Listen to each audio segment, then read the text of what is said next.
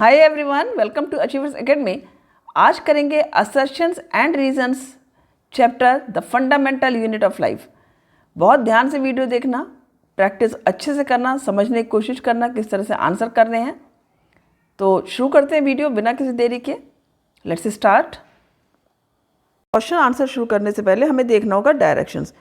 Direction मतलब जो हमें असर्शन और रीज़न के स्टेटमेंट्स दिए होंगे उन पर हमें पढ़कर किस तरह से आंसर करना है, क्या ऑप्शन किस तरह से लिखना है। ठीक है। In the following questions a statement of assertion A is followed by statement of reason. Means आपको दो स्टेटमेंट्स मिलेंगे असर्शन रीजन क्वेश्चंस में। एक होगा आपका असर्शन जिसको आप ए से रिप्रेजेंट करोगे, दूसरा होगा रीजन जिसको आर से रिप्रेजेंट किया जाता है। ठीक हो गया। अब देखो यहाँ पर क्या होता है, आपके जो 4 ऑप्शंस होते हैं correct choices, means correct right the choose the correct option. तो 4 ऑप्शंस जो होंगे वो ए बी सी डी। ये ए बी सी डी जो आपका है ये आप असर्शन और रीज़न पढ़ करके जब आंसर करोगे तो आप देखोगे कि क्या आपका आंसर ए है, बी है, सी है या डी है।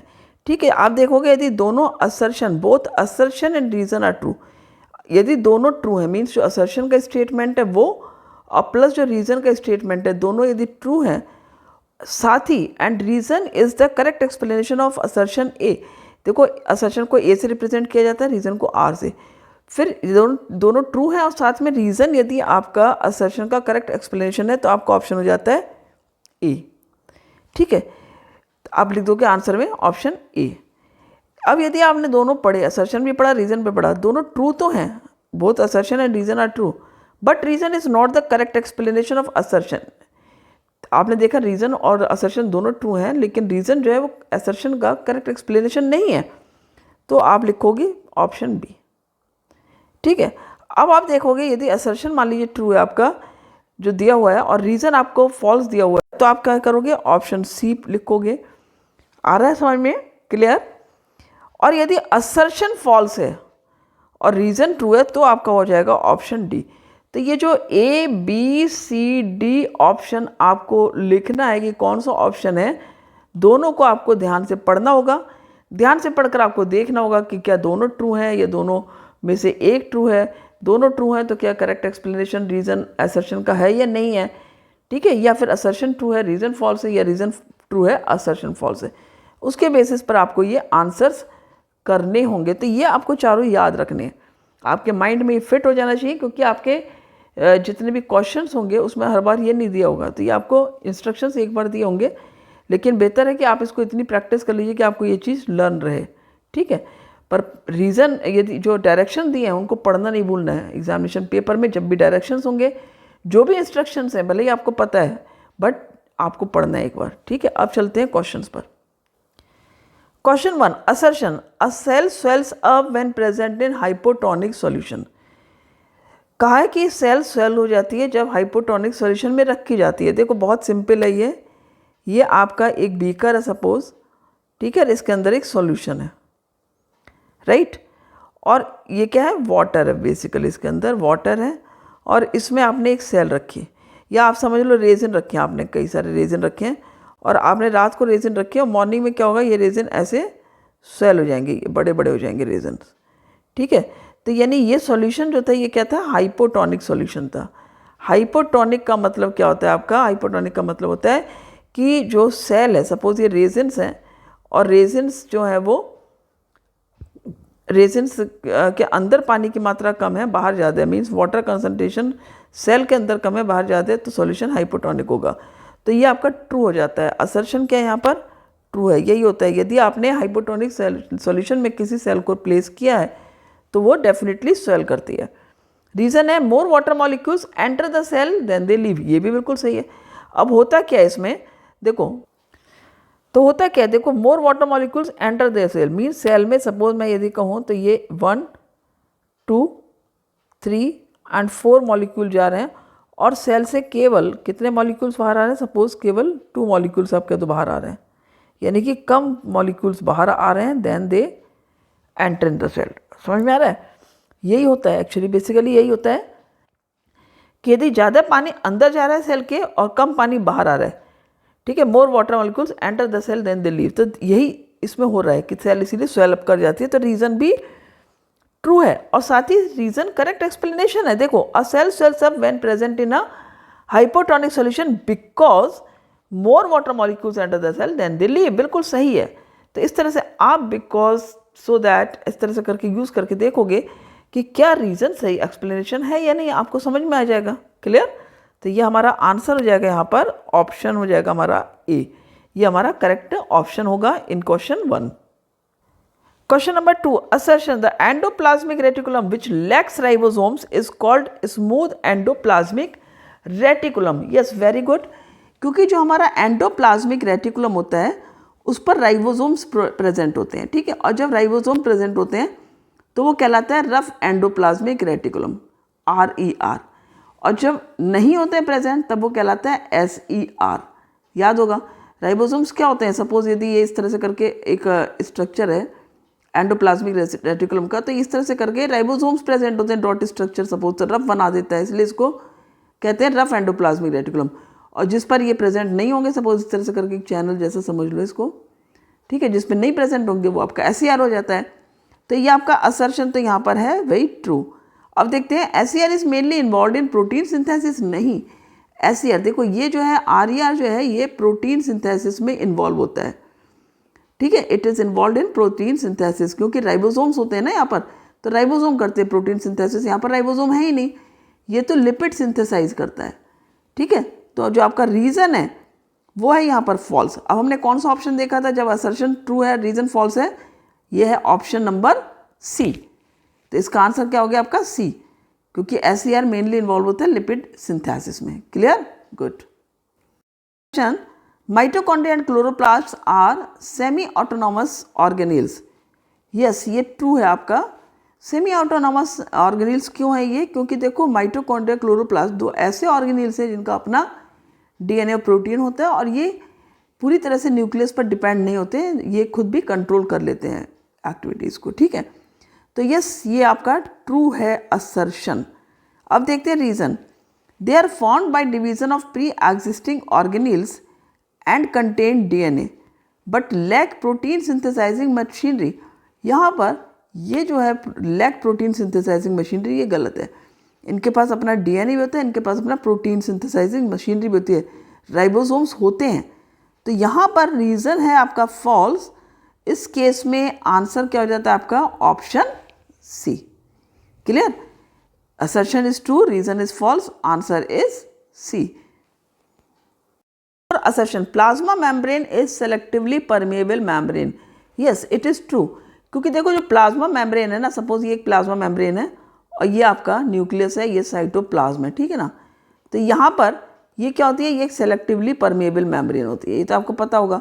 सेलेक्टिवली परमेएबल मेम्ब्रेन का क्या होता है, दिस इज प्लाज्मा मेम्ब्रेन, और ये एक सेलेक्टिवली परमेएबल होती है, ठीक है। क्या मतलब हुआ इसका, कि ये सेलेक्ट करती है सब्सटेंसेस को, कि किस सब्सटेंस को बाहर जाना है, किसको अंदर जाना है, तो ये सेलेक्ट करके ही भेजती है, ठीक है।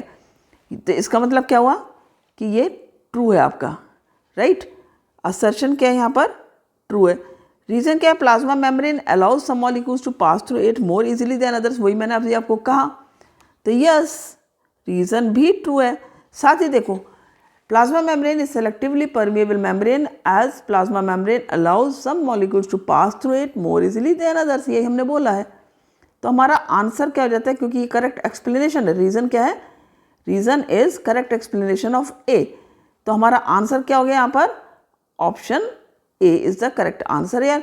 अब यहाँ पर ये देख लो तुम कि जब भी आप क्वेश्चन कर रहे हो ना, अपने आप से भी देखो आंसर, पहले देख लो, असर्शन पढ़ा, साथ में दोनों नहीं पढ़ने एक साथ, पहले असर्शन पढ़ा, देखा ट्रू है फॉल्स है, फिर रीजन पढ़ा, देखा ट्रू है फॉल्स है, फिर उसके बाद में आपने देखना है यदि ट्रू है, दोनों ट्रू हैं, तो आपको देखना है कि क्या रीजन करेक्ट एक्सप्लेनेशन है या नहीं है, ठीक है। क्लियर? गुड। क्वेश्चन है असर्शन ल्यूकोप्लास्ट परफॉर्म फोटोसिंथेसिस। नहीं भाई, ये तो हमें पता है कि क्लोरोप्लास्ट परफॉर्म करते हैं फोटोसिंथेसिस को ना। क्लोरोप्लास्ट में जो प्लास्टिड्स होते हैं, क्लोरोप्लास्ट, उनके अंदर एक पिगमेंट होता है क्लोरोफिल, जो हेल्प करता है फोटोसिंथेसिस के लिए। तो ये तो आपका गलत है। असर्शन क्या है आपका, फॉल्स है, यहाँ पर इनकरेक्ट है। रीजन क्या है, leucoplast store fats, starch and proteins. Yes, ये ठीक है, ल्यूकोप्लास्ट का यही फंक्शन होता है कि वो स्टोर करता है फैट, स्टार्च एंड प्रोटीन को। तो यहाँ पर क्या हो जाएगा भाई, देखो असर्शन फॉल्स है, रीज़न ट्रू है। इस केस में हमने पढ़ा था कि ऑप्शन डी सही आंसर होगा, right, good. Assertion cell wall is a non living part of the cell. Yes, जो देखो प्लाज्मा मेम्ब्रेन होती है, ये ध्यान रखना, ये आप इसमें डिफरेंसेस यदि आते हैं प्लाज्मा मेम्ब्रेन सेल मेम्ब्रेन के, तो ये भी एक डिफरेंस होता है कि plasma membrane living part of the cell है, जबकि cell wall non living part of the cell है। तो ये ट्रू है, असर्शन क्या है यहाँ पर, ट्रू है। अब क्यों होता है ये नॉन लिविंग पार्ट, क्योंकि इसको ऑफर करना होता है protection, definite shape and support. Yes, ये करेक्ट है, because it offers protection, definite shape and support. Cell wall की वजह से ही एक डेफिनेट शेप होती है, ठीक है। तो रीज़न भी यहाँ पर आपका ट्रू है, और रीज़न आपका असर्शन का करेक्ट एक्सप्लेनेशन है। तो आंसर हो जाता है आपका ऑप्शन ए। आया समझ में, good. Question 7, assertion a cell membrane shows fluid behaviour. देखो ये प्रूव किया था दो साइंटिस्ट ने, एक का नाम था सिंगर और दूसरे साइंटिस्ट का नाम था निकोलसन, ठीक है ना। इन्होंने क्या प्रूव किया था कि जो सेल मेम्ब्रेन है वो फ्लूइड बिहेवियर शो करता है, और उनके मॉडल के हिसाब से जो सेल मेम्ब्रेन है वो कभी भी उसमें यूनिफॉर्म डिपोजिशन नहीं होता है लिपिड और प्रोटीन को। ये पता है ना कि cell membrane is made up of lipids and protein. Cell membrane किसकी बनी होती है, लिपिड्स और प्रोटीन्स की, लेकिन उसमें यूनिफॉर्म डिपोजिशन नहीं होता है। मतलब आप ऐसा नहीं कहोगे कि ये यदि एक सेल मेम्ब्रेन है तो इसमें हर जगह पर लिपिड और प्रोटीन एक यूनिफॉर्म वे में होंगे, ठीक है। कहीं पर लिपिड ज़्यादा हो सकता है, कहीं पर प्रोटीन, ऐसा भी हो सकता है। तो उन्होंने क्या कहा कि ये एक यूनिफॉर्म कंपोजिशन नहीं होता है, ये यूनिफॉर्म डिपोजिशन नहीं होता है इन दोनों चीज़ों का सेल मेम्ब्रेन में, बल्कि इसकी जगह क्या होता है, ये एक मोज़ेक है दो का। आपने देखा ना मोज़ेक का मतलब क्या होता है, कहीं पर कुछ लाइक दिस। तो दूसरी तरफ आगे उन्होंने क्या कहा कि मेम्ब्रेन जो है वो सॉलिड नहीं है, ये एक फ्लूइड है।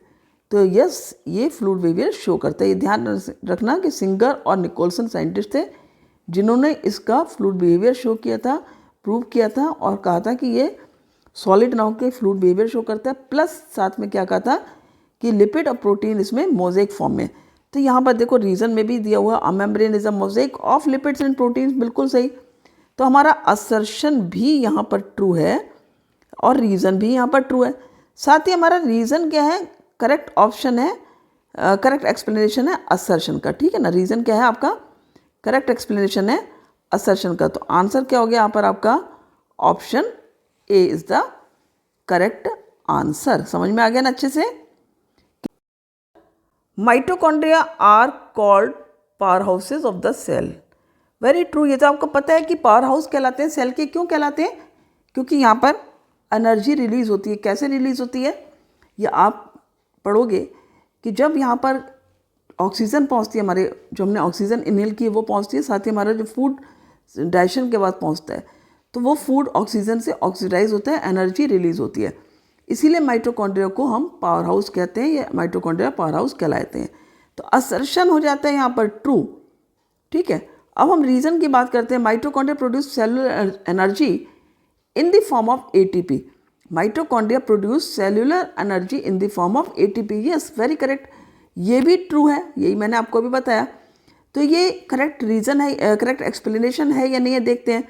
Mitochondria are called powerhouse of the cell because mitochondria produce cellular energy in the form of ATP. तो रीज़न जो है वो करेक्ट एक्सप्लेनेशन है असर्शन का। ATP क्या है, ATP एनर्जी करेंसी कहलाती है, एडिनोसिन ट्राइफॉस्फेट, ठीक है, याद रख लो ये adenosine triphosphate, clear.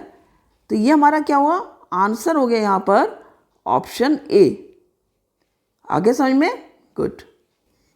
Question 9, assertion plant cells have very large vacuoles. Plant cells में वैक्यूल्स बहुत बड़ी होती हैं। आपको ध्यान होगा कुछ प्लांट सेल का स्ट्रक्चर यदि हम देखें इस तरह से होता है।